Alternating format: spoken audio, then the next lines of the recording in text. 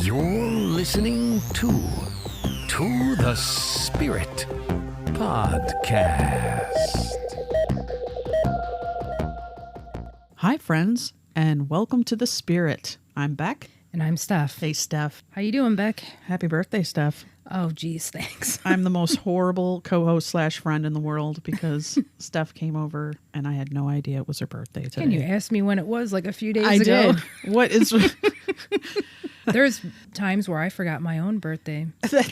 I sometimes forget my own age. Am I really that old?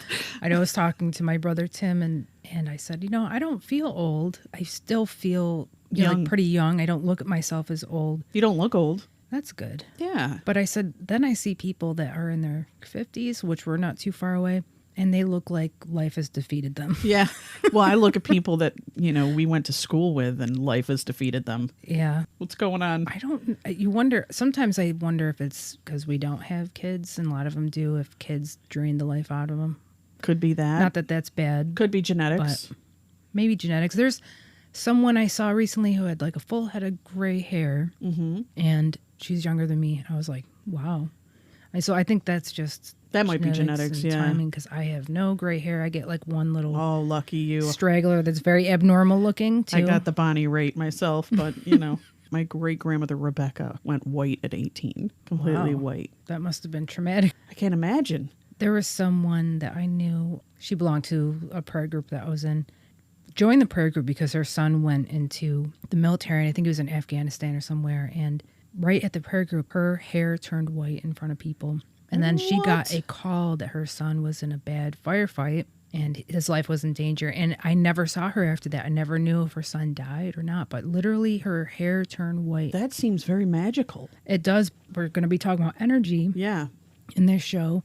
The connection between a mother and a son is very different than a father and a child, because the mother carries the child. Yeah, that maternal instinct, that maternal connection. Yeah, it's much different. I mean, they're sharing everything. You're giving your whole life over to that child. So let's talk about energy and plants. There's been conflictive things about plants. The science community says one thing, the esoteric community says another, then the science community says another. It's really conflictive. Well, they're looking for physical signs, proofs, something that they can tangibly have.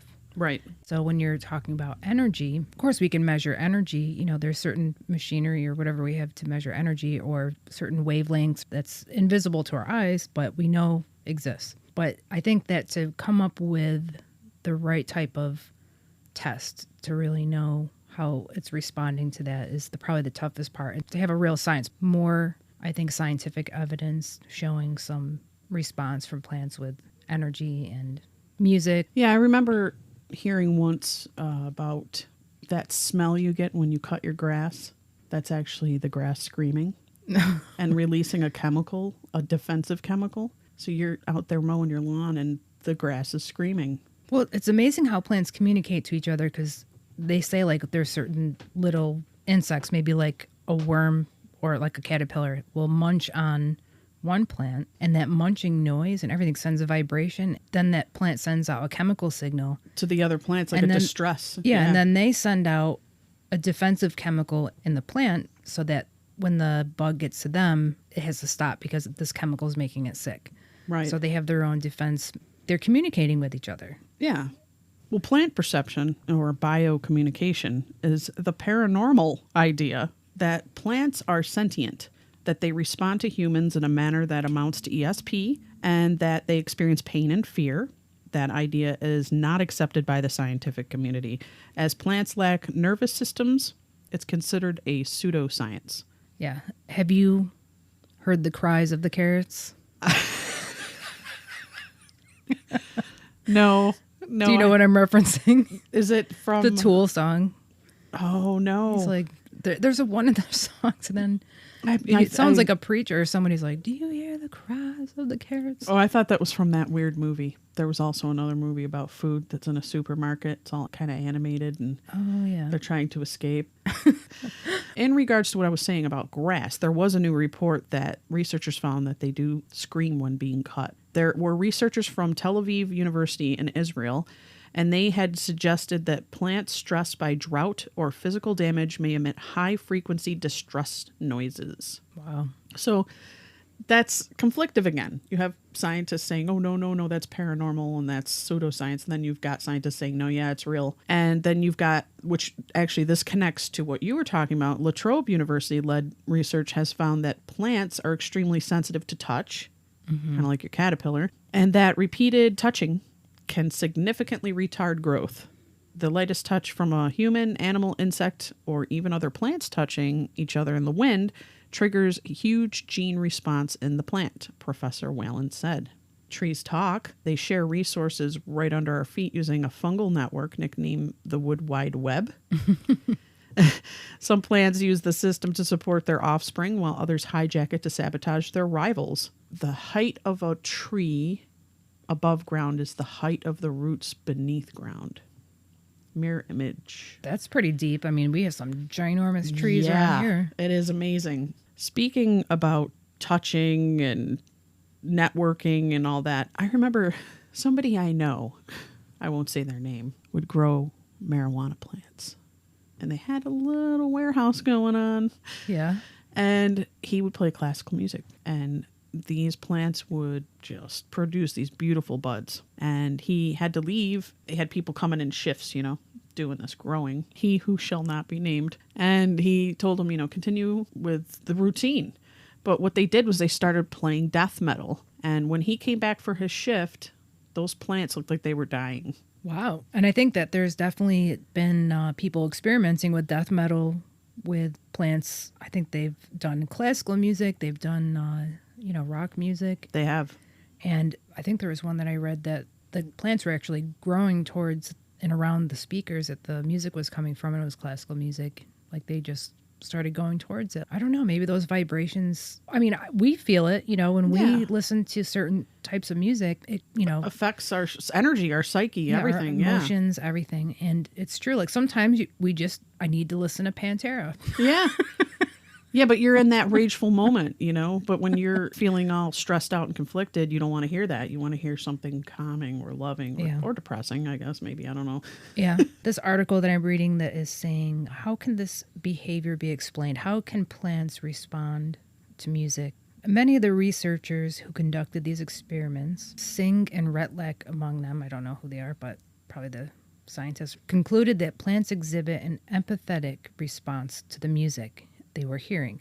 It is worth noting that they also had many fringe beliefs. Retlek also thought that plants were capable of extrasensory perception, ESP, and shield away from rock music because of the lyrics. The best scientific theory as to how music helps plants grow is through how the vibration of the sound waves affects the plant, which I'm That more makes inclined sense. to that. It's Yeah. the vibration coming from it. Yeah. Plants transport nutrients, proteins or organelles, don't know what that word is, in their fluids, cytoplasm, through a process called cytoplasmic streaming. The vibration of certain types of music and sound may help stimulate this process. In nature, the plants may grow advantageously around birdsong or areas with strong breezes. Makes So, sense. yeah, really interesting. I saw a video a week ago maybe, and it was showing a couple that were trying to grow plants, and they were very unsuccessful.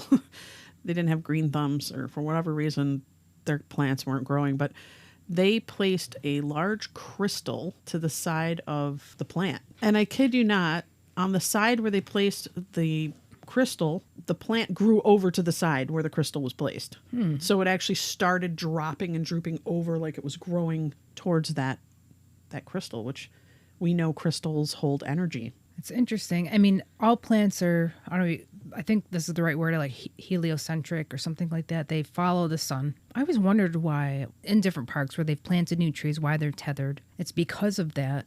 If they're not tethered down when they're young, they start growing to the side. Yeah, they do. Yeah. And so it's extraordinary, too, that even though we can't see them moving, they're moving very, very slowly. Well, they also have, I think, when they're young like that, they have a weaker structure. Even when I had gotten a baby willow tree, I had to tie it and tether it up to a stake to hold it upright so that it didn't go sideways. Yeah. And the wind wouldn't take it and rip it out of the ground. We know that there's energy and exchanges of energy between plants.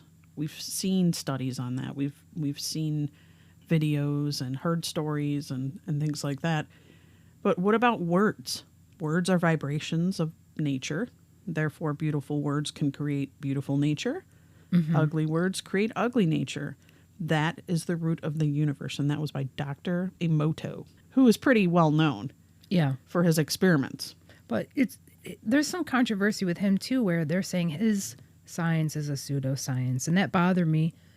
I was like, that's not fair. You know, I mean, like, why won't they? Well, why don't they try it themselves? I know. Like, I was actually talking to a doctor about this. Oh, that's not scientific. That's not real scientific study. I was like, I know, but why isn't anyone paying attention to this? To me, it means a lot. I think there are certain things that ring true and you feel it in your gut. And this is one of those things. Yeah. I mean, well, we know personally that the power of prayer. In the Catholic Church, the words mean everything. You know, like prayer is super important. Baptism, it's words and it's water. Right. You know? Then when a priest is becoming a priest, or, you know, I guess a seminarian is being ordained to become a priest, that bishop has to put hands on the priest and say words. And some automatically they're a priest. You know, like, how do these words matter? And who made them matter or put power behind it? There's also the Eucharist in the Catholic Church. You know, the priest takes the Eucharist and then says words over it, and then it's no more the Eucharist. It's the body and blood of Christ. That's the belief. And that takes a lot of faith. But at the same time, you know, people who do believe, and there's been a lot of miracles with the Eucharist that exist. So it's something that I know for me has always been important. I know that whenever I've been screamed or yelled at as a kid, how you feel after that experience is very powerful, you know, or if someone says something kind to you, how powerful that is. So we know that this has a ripple effect. True. And Dr. Emoto, what he did was he had placed rice into 3 glass beakers, and then he filled the beakers with enough water to submerge the rice. The first beaker, he states the phrase in Japanese, "Thank you." In the second beaker, he says, "You're an idiot," and ignores the third. Now, a month later, the rice that was thanked fermented and gave a pleasant smell.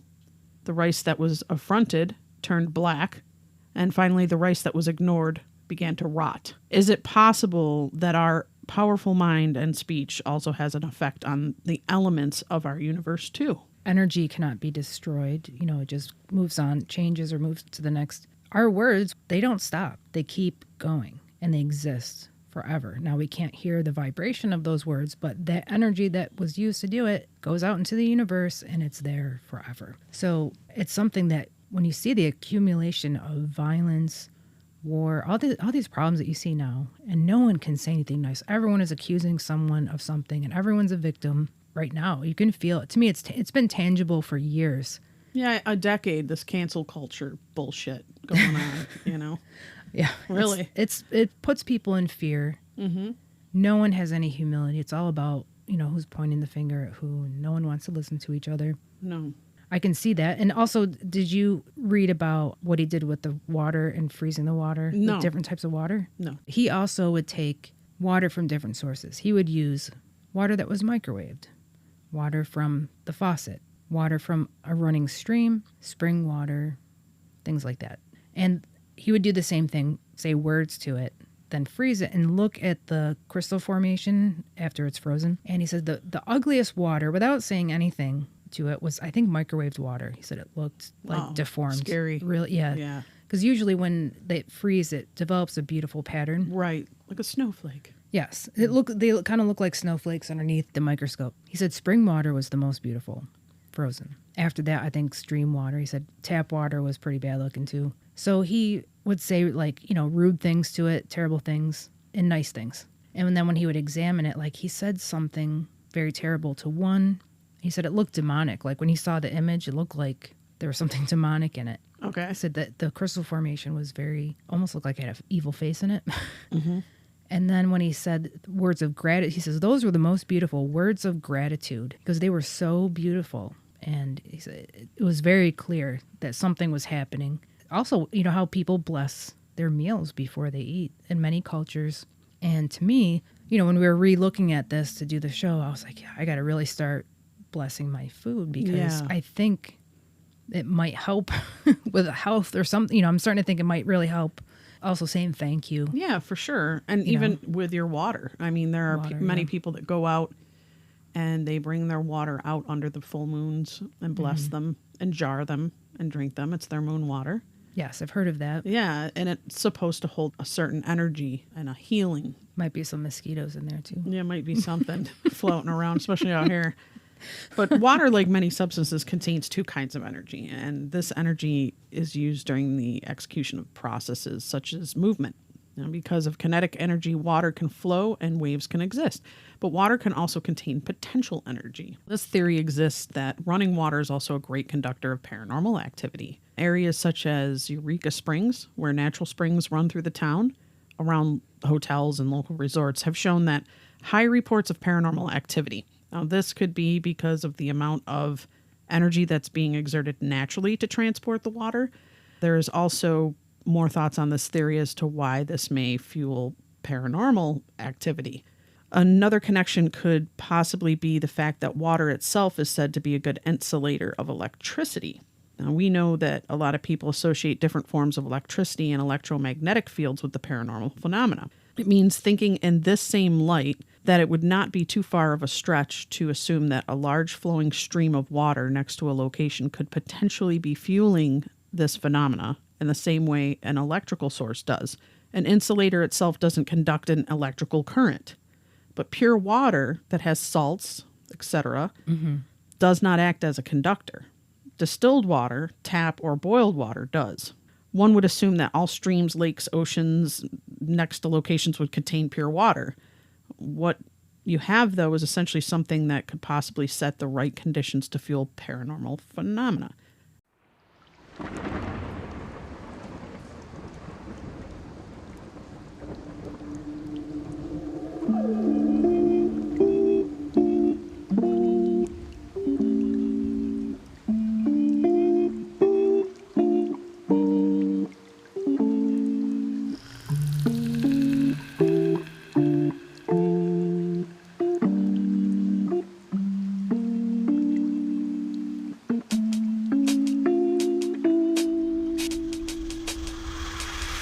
I found that to be true for my own work with EVP. I started by taking showers and recording because I found the water to be not only a conduit for the voices to come through. They manipulated and used the sounds of the water to speak. But also, I felt a little more psychic phenomena, more intuition happening when I was in the shower. I would hear it more with my ear live. You know, I'd hear my name or I'd hear something being said and I'd repeat it on the recorder that was recording. I get a lot of good ideas in the shower too. It's like something, a purifying, opening process that brings through creative ideas through the flowing of the water. That's pretty good. I don't have any, like, to me, taking a shower is it's like, all right, let's get this over with. Oh, really? I really enjoy it. I do not enjoy showers. I'm like, oh, No? I don't know why. I used to like baths a lot, and I would do candles and put on Sarah McLachlan and listen. Little Sade. Some shot. Do not do baths anymore. But I'll say one thing: going in nature to me is very important. So I love go for a walk in the woods or in a park or By a lake. by the lake. And I noticed going to a beach, the ocean, you feel so different after that. To me, it's the most relaxed and change I feel after an experience more than anything else is actually at the ocean. I agree. And I can't say I've gone too much because we live in the middle of New York State, I find some lakes to be that way too. If you go to Ontario Lake, it's such a strong current. It's very much like mini ocean. Yes. I walk out of there exhausted. I sleep well the night that I come back from the beach. Yes. But water has been used for spiritual rituals and protection. So water is often used in ceremonies and rituals among different spiritual and religious groups. And in many cultures, water is thought to be the very essence of life. We as humans ourselves are made up of mostly water. Around 70% of the world is covered in water. People use it for a range of spiritual and religious purposes. Water is used for baptisms, as you said, as water is the Christian sign of divine life. Water that has been blessed by a priest is considered to be the best spiritual protection against demonic forces. Moon water, like I spoke about earlier, is used by other spiritual people as a form of protection against spirits by charging that water from powerful beams from the moon. It is thought to be one of the ultimate sources of magic. It's also used for healing, fertility, beauty, and emotional abundance. Water itself plays such an integral part of our daily life that it's a little wonder that people have connected it to the paranormal. Quite simply, if we as living beings do not get water in some way, shape, or form, we will die.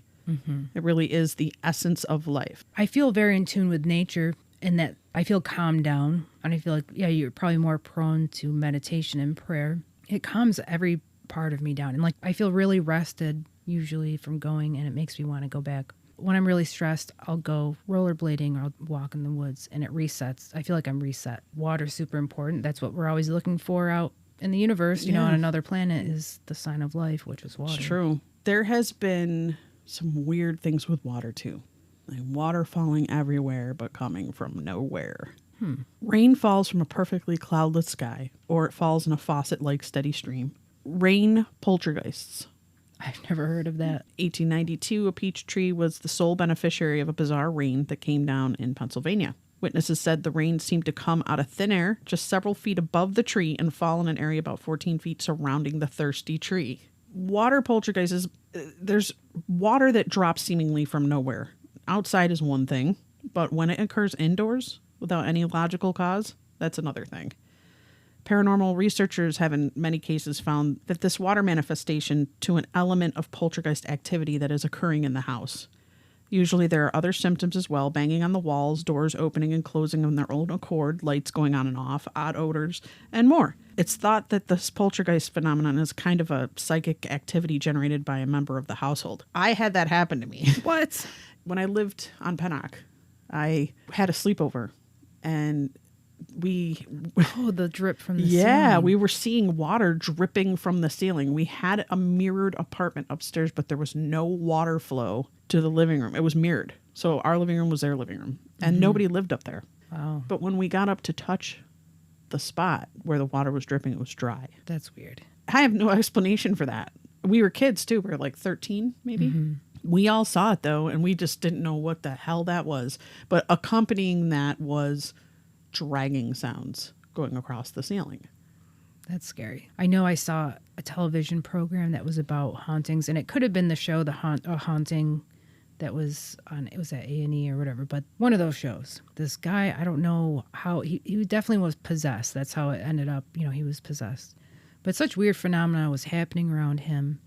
And I think their family had gone to a Protestant pastor who, when he witnessed this person, knew he wouldn't be able to deal. It was so serious. So they got, I think, a Catholic priest. But stuff would happen in the house. They'd call the police because they didn't know what to do. And it was raining in the house. So water was coming out of nowhere. And it was because of this guy. He was possessed. And so the police came. So they have the real police giving their testimony saying, listen, we went into this house. Water was dripping everywhere, off the walls, off the ceiling. We couldn't find a source. And then they called a plumber. They couldn't find any source, and yet it would disappear. So what happened was, it was the demonic that was existing in this person. So he said that he would go into this state and he could rub his fingers together, and then it would start.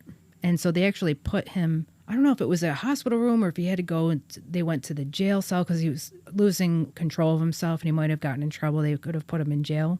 And he did it when he was in jail too. So he rubbed his fingers together, and then the jail started dripping. Yeah. Wow.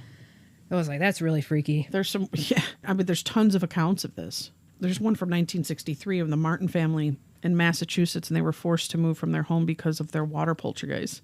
And in this case, apart from the water dripping from the walls and ceilings, it was on occasion described as literally spurting from various points throughout the house. Unfortunately, moving didn't help. The phenomenon continued in the new home of the Martins. So that actually followed them. Wow. I don't know what it is. Does it have its own life force, or thoughts, or does it have a thinking port? Think about drinking dead water, you get sick. If you go over and drink water that does not move, that's just still in a pond. Oh yeah, you'd be. Oh yeah, you could die from that. The amoebas would kill. Yeah. Well, holy places, right? So Lord France, Saint Bernadette, the Incorruptible. We talked about in another show. She was told by the Virgin Mary, dig here. And the weird thing that Our Lady told her to do is when you dig in the ground, wash your face with the dirt and eat the plants that are there. And she had to do that. And then where she dug, then it started filling up with water. Right. And now it's this place that is like a spring, and people go bathe themselves in it for healing. And they say there's nothing, when they test the water, there's nothing in it that's spectacular, just like spring Just water. Yeah. So we have plants that have energy. We have water that clearly shows that energy can be transferred through it. And then we even have railroad tracks. Mm-hmm. Railroad tracks, it's said that properties that are very close to railroad tracks or that have one running through it have a higher possibility for paranormal activity because railroads act as a vortex for ghosts to pass through. Others say it's because of the energy that the tracks produce and carry paranormal activity. Think about where I live right now. Yeah, you have a train and you have a river and a lake. And down in the basement, what's going off right now? Your sump pump. It's going off like every 5 minutes. We are the only house in the area with a basement that's below the water table. So I have constant running water moving under the house. I know. Plus the water moving in front of your house. Right. You know? So I have pretty good. You're surrounded by water. I am. And energy. So when I do sessions, I think a lot of the energy is fueled by everything that's around this property. Well, look at Syracuse. I mean, just our area anyways. We're loaded with water sources everywhere. Right. It seems like it's never ending. Flooding's a big risk for up here. Some other areas too. Lake Ontario was last year. It was flooded very badly. Syracuse was dug out, wasn't it? I mean, Syracuse was a big swamp Yeah. in the beginning. I'm like, why would they put the effort into doing that? That's a huge feat of like engineering, you know. well, didn't they reroute the Erie Canal as well? I thought that where the train station is, where the people stand, where the statues were, wasn't that part of the Erie Canal at one It point? went through downtown. I know Erie Boulevard Right. was the canal. Exactly. And that's why it has potential for flooding when the heavy rains come. Yes. We have the lime beds next to the lake. That's a natural hilly area that we have right up against our lake that was put there through processing the lime quarries or whatever. Yeah. To me, Syracuse has a very negative feel. It's a gloomy city. It's cloudy most of the time. Very similar to out west to like Seattle. Seattle, yeah, rainy. I think we get more rain than England. Yeah, I don't know what the rain is like in England, but that's their big joke Yeah. about their weather in the country. To me, I mean, I've been to England. I thought it was a lot nicer than we have. Yeah, but you were only there for like a week or two. That's true. That's true. It was in the winter, but I thought it was more pleasant to deal with. 1 week of English February weather. You touched upon granite and limestone. Yeah. Limestone, granite, there's a theory that suggests that large amounts of limestone and granite can act as conductors, again, for paranormal activity. Many places built near or on limestone, granite, have some sort of paranormal activity attached to them. There's many thoughts as to why these natural elements may be conductors of paranormal activity. There's even the limestone theory by Michael Cardenuto. Attached to this is called the stone tape theory. So it was thought that this particular theory, though officially named stone tape because of a movie, there was an archaeologist who became a self-proclaimed parapsychologist in 1961, and he released a book called Ghost and Ghoul. His theory was that ghosts themselves are not a supernatural phenomena. His theory was that traumatic events such as murder or suicide could be absorbed by its surroundings, most specifically a kind of moist rock or stone. And that's the stone tape theory. So if there was a tragic event, it was almost imprinted into that rock. Well, what are the residual hauntings? You know, a lot of people think that's it's why couldn't constant it? on repeat. It's like it seems like a tape on a reel. You know, Right. it keeps on repeating the same strange stuff. I'm wondering what differentiates a wet stone or rock from perhaps a piece of wood. I don't know. I mean, we were saying earlier, water's conductive, so I don't know. I can see residual hauntings happening around water. Maybe seeing the lady that drowned in the lake, her ghost type of deal. There's a lot of stories I've listened to where they thought maybe that was the reason that this one house, it was a haunting in Georgia, if you remember that story, the haunting series. And I think they said that there was definite quartz or, you know, something going on in the area deep in the ground they thought was creating a residual haunting at this person's house. I think that's people trying to make sense of something. Obviously, they didn't do a scientific, you know, how do you prove that? But It's hard to prove, but then you have, like when I did my interview with Tom Stebbins in New Hampshire, the Granite State, where he's located is around a bunch of mountains, and there's granite everywhere. Yeah. And he talked about how his state seemed to be this hotbed of paranormal activity, from UFOs to alien encounters to paranormal things. And you got to wonder, is it because he resides in the Granite State? Does it really, maybe it does have something to do with that. maybe the aliens want granite countertops in their spaceships. Keep the cows. We want the granite countertop. We're tired of metal. No more metal countertop. That would make for a really heavy ship, though. The granite. The granite's so heavy. Well, in outer space, everything's not heavy. You're just suspended in. But you got to get that shit up there. Yeah, I know. They know how to do it. Yeah, they've got their own boosters. They can hit warp speeds, Scotty. Going back to energy and experiencing, like we were talking about the beach. Would you ever hear of grounding? Yeah.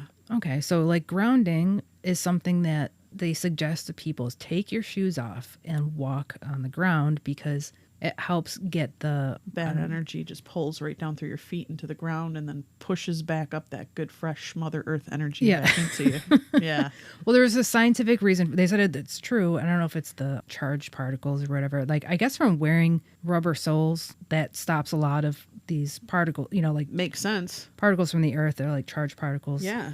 I mean, if Go into your lightning body. hits and you've got rubber shoes on, Are you saved? I don't know. I remember hearing rubber, it's not conductive. So Yeah. Also, the tapping. Do you ever do the tapping?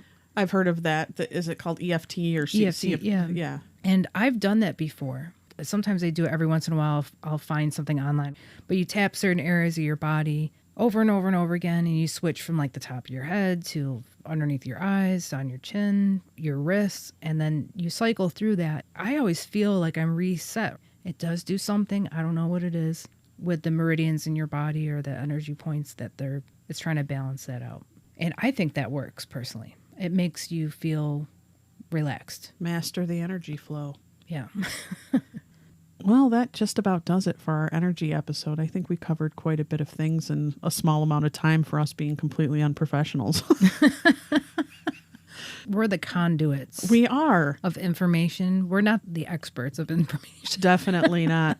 But we do look at it in a logical, scientific way. I see both sides to the story here. Yes. No, I love this subject. Me too. I'm Beck. And this is Steph. Please bless your food, your rice. Don't get your rice angry at you. Yes, and your water. Bless it, and it'll bless you back. Bye, guys. Bye. To the spirit Podcast. supernatural science Aliens. I'm ghost. psychic mystic Spirits. divine source heaven. it's magic